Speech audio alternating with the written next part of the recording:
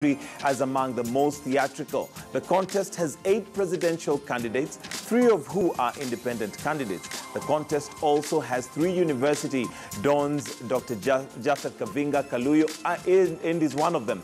After the presidential debate, Kaluyu was liked and dismissed in equal measure, unlike his running mate who got overwhelming public approval. So is Kaluyu still in command of his quest for the presidency? He is in studio with me this morning to tell us about that and more. Welcome, sir, and good to have you. Thank you for having me. And let's just start with that particular notion that your running mate seemed to be more popular than you are. What are your thoughts on that? Well, it depends on who is saying it. I want to congratulate Muthiora Karriara for his great performance, stellar performance. If you are for the youth, and which I've said I'm a youth president, you can as well show some results. I coached him, I mentored him, I trained him, and we talked about the debate. And we had some challenges of whether all the candidates were supposed to go for the debate or not. We had to make that call. So when you see Muthiora Karriara, is somebody who I am proud that I've worked with. So to that end, I am grateful. And he has done well. He followed the cue. The issue of the debate, whether it is popular or not, it was just made by one person. As soon as we trended, there isn't even an issue of whether I was popular or not. We can only listen to the Kenyan people. I trended #1 for the entire evening, beating most of my opponents. So that is clear. We had a Facebook poll that gave me a lead on that evening. What happened is that after the debate, my friend Miguna went and dismissed me, immediately. And only him, he was doing that. So the problem is that with analysts, they can throw the thinking, and already looks like it has thrown you, because nobody was talking about that. But politics is dirty. You can just attach yourself to an analyst and tell the analyst to say this or that, particularly if you are on speed. They want to slow you down. The game of politics is to slow someone down who is speeding. And if somebody is kicking you behind, it means what? You are ahead all the time. So I'm not worried about being kicked behind, because it shows that you're ahead. And let's talk about politics now, because that's what this is all about. And you going and throwing your hat in to become president is definitely something you must have thought about and considered. Now, between the debate and now, what is it that you have done to even popularize yourself to the people? We have done a lot of things. We hit the ground running. I have been able to meet parents. I've gone to Nairobi. I was in Nairobi market where I met people, the actual ground where it is. And I talked about my plan and asking them to vote for us. I have been in Victoria Girls High, where I met the parents and their kids, and thank you so much for inviting me. We were able to talk heart to heart to be able to understand what is that plan I have for the education, for the, being uncorrupt, trying to bring the employment, and being the end of corruption. Will be the end of corruption, and making sure that the diaspora participates. Just 2 days ago, I was with the Gunia, Initiative for Peace. I was with Lolani Kalu, and we were able to do an event down there. I have done media sweep around, and I have interviewed. So we are getting positive results, as opposed to what you are saying. The Kenyan people are the ones who are final, who have the final say. The analysts. Well, going on social media, it's not us who are saying that. It is basically what we are reading on social media, where people basically, you could be popular, but maybe for the wrong reasons. But let's not concentrate on that. The question here being, have you not found it important for you to hold public rallies? Yes, you have met groups of people, small groups, but you mentioned and you say it's a political game. And one of the strategies that we find over time is basically just having public rallies, which you have not had. Yes, and I dismiss that, the social media that you are reading, because I know there's only 1 or 2 major comments that is being retweeted, and I know who is doing it and for what reasons is doing it, because you get political opponents, some of them, and I get a good comments as well. Now, on social media, you're talking of maybe Twitter, Facebook, I can show you millions and millions of good comments, and WhatsApp and all that. But also, if you are different kind of a candidate, smaller candidates and big candidates, there is, I would tell the Kenyans that the show of air show, the helicopters, the big that they will never ride on, the big cars they will never get into, and the big crowds that you see almost, they are the same crowds from maybe the big candidates, the same people, how they become the same people. But as a smaller candidate, the strategy has to be different. Those are traditional ways of doing business, business as usual. We are doing other small retail, and that is the most effective. So you agree you're a smaller candidate? When we talk of smaller country in terms of financing, smaller, it has to be defined what it is. So it's a definition of what it is, what small is. We are talking of in terms of money, not in terms of ideas. I believe I'm a big candidate, some biggest candidate when it comes to ideas. But in terms of money, yeah, we are not big fames. We are nameless. We do not have come from big families. And so don't you find that should be sense. And should we be the more reason why you should be doing more public rallies? For instance, we have 47 counties. How many have you visited since you started your campaign? I have visited many. I've visited many. I would say at least I've visited 5 or 6, but that is non-issue. Out of 47, 5. Yeah. That is a very small number for somebody who wants to get majority votes in this country. No, not necessarily. That is old way of doing politics. You do not need, we have a representative of WhatsApp chats in every county. I have defended myself on WhatsApp chats, which are 250. So you're campaigning via WhatsApp? Part of it, because the world over, this is like the very local politics when we start saying we dismiss whether social media works or not. Because the world over, most people, you think of Trump and other people, they have campaigned on Twitter, they were in there. I defended myself. Those are real people, you cannot dismiss them. As a matter of fact, Kenya has a penetration rate of smartphone for over maybe 44%, and Kenya's penetration of actual cell phone over 90%. So you are talking of, if you wanted to send a message instantly, you can send it to all the Kenyan people, and they listen to the radio, which is FM Citizen, which reaches the farthest in Kenya. Dr. Kaluyu, your argument might be why Kenyans feel that you're out of touch with what is happening in Kenya. The statistics you're giving us are based on an American model, whereby you cannot compare with Kenya. For instance, now somebody in Turkana, they may not even access internet connectivity, not even internet connectivity, just mobile phone connectivity. If your campaign is on WhatsApp, then really the numbers you are the one who is saying that my campaign is on WhatsApp. I've just given you one platform. So actually, when you're saying that Kenyans are saying they're out of touch, you are saying it, not Kenyan people, because I am on the ground. I listen to the Kenyan people. They are not saying what you are saying. Then can I rephrase the question? Yes. You have lived in the United States for this long. How would you tell me as a Kenyan that you're in touch with what my needs are when you have not lived here? Because 5 years ago, I began my journey. And as a research scientist, I came to discover what we call needs assessment.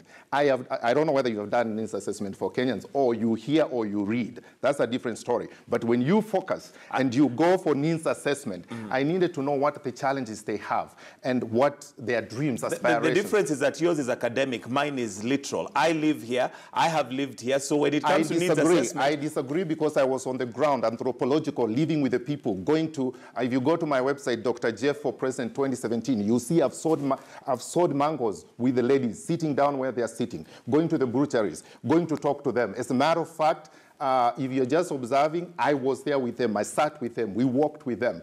And in the last 12 months, I've been here 10 times, just working with them, trying to see what they can be able to do. So I have been on the ground presently, also studying them, living with them, getting to know what their problems are. So when it comes to knowing what Kenyans are, this is not a journey I started yesterday. As most politicians, what they would do is that they would just, maybe someone gains money, or decides to come up one day, become a politician, and then they go to ask for a seat. This has been a journey for the last 5 years. For the last 2 years, I held a big event in Kasarani, which is GROW, Generation Riding on Wisdom. All the youth to understand, to take responsibility for their future, to make sure that they can refuse violence, and also understand the future is theirs. So I have been present on the ground in big numbers, and in trying to understand what they are. I totally get what it is in here. Okay, I still would say that there is a huge difference between gathering statistics over 10 months in those 5 years as opposed to somebody who has lived here and has seen the progression that we have had from the previous regime to the current regime to where we are today. I still would say that somebody living in Kenya would probably be more in touch physically and in terms of having lived through it than somebody who's just gathering statistics. Again, I reject that because you're assuming that diaspora, we have never been in touch with Kenya. We are present, we own properties, our parents are here. And also you do not have to be working. You are telling me someone, and someone studying in class and someone who studied in a library, because you are studying in the environment of a classroom, physical classroom, you got it better than the person who was studying in the library. So that is not true. That is actually not even close to the truth. We are constantly in touch with the people here through the phone. We send them the money. We come and visit. We come and confirm, and we redo it again. Diaspora is interested in Kenya because they have special interest to learn it, to understand it, and that's what I was doing throughout, and I was able to effect my understanding. So when I speak to people, they get surprised when I understand the price of Mandondo in Mathare North, where I've been, and Mathare Valley, and Kibera. When I understand what is going on with the retail person, they live here, but I also live here. Just because you're traveling back and forth, it's a misconstrued notion that you're living abroad. You don't get what is happening here. Let's put it to the test. What's the minimum fare if you're within Nairobi that you'd pay in a matatu? Well, that is not even a very good structured question because it depends on where I have gone. Does it mean that I have to? I have paid 30 shillings to go to community, and it depends on the distance. That's why I'm telling you your question is not well structured in the sense that it depends on the distance. You cannot say what is the minimum pay, minimum fare. It depends on where you're going. Even if you're going to Kawangware, could be which vehicle actually charges better fare. That would be a better policy question than which is the minimum fare. It depends on where you're going. You can come from here to the end of Kenyatta Avenue. It will be 20 shillings or 10 shillings. And that's not a very good question. Let's go to your 6-point plan, because I tried to look for your manifesto, but you have a summarized version of your plan for Kenya. Number 1 on your 6-point plan is to reduce the cost of living. Yes. How exactly would you intend or plan on doing that? Well, to the Kenyan people, the cost of living, and you will agree with me, my brother, that the cost of living is very high in this country. We are talking of just basic food. We are talking of health. You are talking of just shelter. People not being able to afford shelter. You work, and there's that part that is actually left out because they're unemployed, which we call the working poor. If you are working and you're not affording your shelter or food, then you're really working poor. We intend to cut the cost of living first through food. Clearing the VAT most of the places, even hotels and something elsewhere, and we introduce sales tax, maybe to 3 to 4 or 5%, and therefore that will lower the cost of living. Number 2, an unnecessary inflation of food prices. Like, for example, the unga now is 130 shillings. You may get it 90 some places, but then they tell you, before you buy it, you need to buy some tomato and some peas or some meat. So that is what increased the cost of living by playing bad games. We will clear that. Number 2, we will make sure that the health, there is a lot of duplication of services in health. You get a clinic in, let's say, a Kitui National Hospital, or Kitui County Hospital now, and you find that there's a clinic for HIV with a nurse, with a lab assistant, and maybe a doctor or someone visiting doctor. At the same time, you have a doctor in the actual hospital. You can have those integrated because you have 2-3 people visiting the clinic, the VIC, the clinic for the HIV. Instead of integrating that with the doctor, he can order for the labs and he can still be able to do the same things. The thing is that when we get donor money, we say we want the money no matter what, we duplicate it. You go to youth areas, the government has a lot of duplication of services.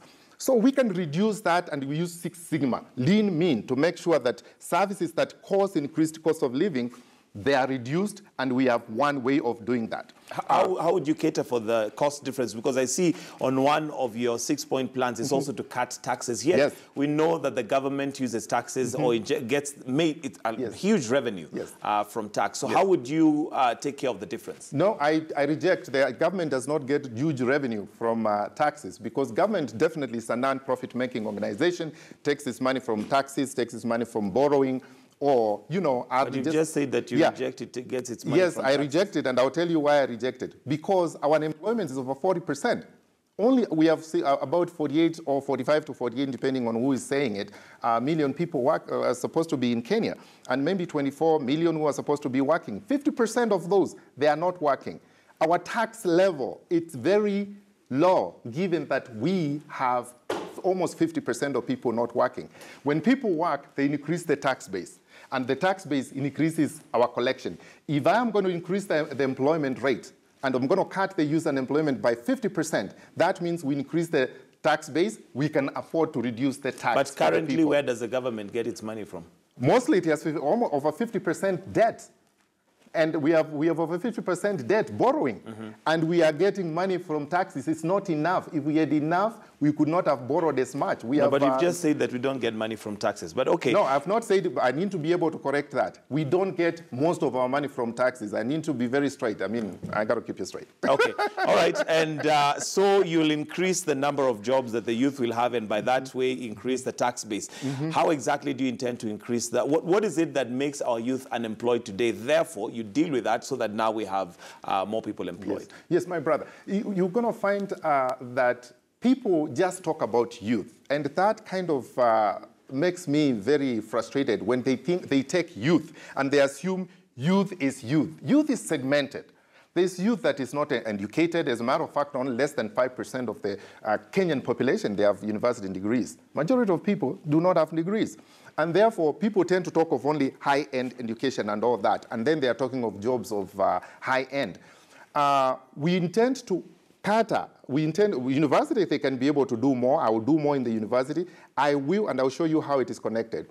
We will introduce something called CRCs, the Community Resource Centers. Majority of people who are not working, like youth, we can be able to say, if they want to be a carpenter, this is where you get your resource. This is when you get to the semester. This is how much you pay. In fact, this is the kind of people who employ this kind of jobs. That particular thing you are trying to inquire. We will use university students to include them in CRCs. We make sure they come and train these kids to stand for it, and they use a full credit for it. Within that CRC, I'll put 2-mile or 2-kilometer radius of hot spots so that we can be able to use companies that are ready to go, like Nemest from UK, Wales. And we have other companies that we're talking to in the investment. They can be able to order work. The Philippines, they are #1 in trying to actually order to service the world over UK. We are not within Kenya, as you are saying we are in Kenya. No, we are within a whole world where people need services. India is servicing. Kenya, we are not servicing. Africa is 54,000 spots only, while the world over needs services. Personally, as a university dean and as a professor, I have ordered services from Nairobi University. And these spots, if they can be able to be put in every county, the 290 constituencies, we can be able to have kids do not have to come to Nairobi to be able to look for work. They can work from their mad houses and actually be able to actually get paid in dollars and develop their own thing. It's almost devolving knowledge. So I am unique in that. No other candidate has that. And I am sure within the next 5 years, I can cut unemployment for the youth by 50%. I'm 100% sure. These things are happening in other countries, and I will be able to do it. All right. On your 6-point plan, I don't see education mentioned. Is it that you don't think education is important in terms of building the economy or building Kenyans? I'm a university dean. A professor. I am an author. And education is very special to me. Now, when you talk, I have spoken, I do those, usually when you do, actually most of the people don't even mention it, or mention many other things like defense, because some of the things are Bill of Rights. You see, when you are doing your plans, and this is very important to me, your question, when you're doing your plans, you need to be innovative. Because there's the Constitution. It says these are rights of the people, the education, the health, and all those kind of things. I use the word making life affordable, period. Education is expensive. It can be made affordable for various reasons. The reason why I said making affordable is because I could have just gone and specifically spoke of one item, but I want innovation. We are not trying to say who can enforce constitution, who can bring health, who can bring food. It's a right by constitution and the Bill of Rights, Chapter 4. So we are looking of innovative ideas like what I've just told you. Nobody else has it. It's not in the constitution. You are using your brains. So I don't have to make it, within a special point by itself. Otherwise, I'll have 100 of those. Now, if you look at the most plans, there are 5.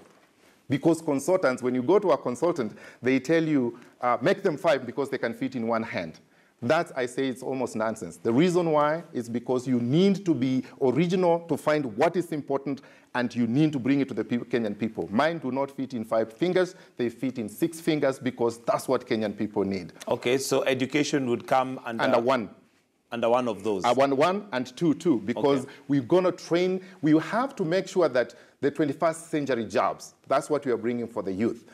Most of the youth, you are told, the road is being constructed from Voi to Kibwezi or wherever it's being constructed to. And because there's going to be a lot of jobs, so youth, you have no jobs, go take the shovels and start digging. Or there is a lot of farm products that you need to go and start digging and cultivating the farm. These kids, you can give them all that all you want, and it is there. Why is there no job? Why are they not taking it? Because they think differently, and that's why I'm frustrated when it comes to youth. I'm a youth president. I understand what it is about.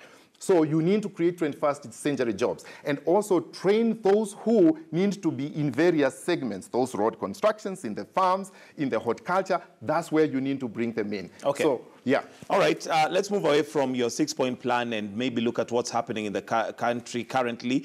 We've only got about 8 days to go before the general election. Yep. You, as a presidential candidate, independent presidential candidate, do you feel that the IEBC is well set and ready to give us free, fair, and credible elections? The IEBC is, I would say it is ready. I've worked with Chairman Chibukadi, I've worked with Chiloba, and whatever, if you go to IEBC, if you wanted something, you can be able to get it. We are talking of as an institution.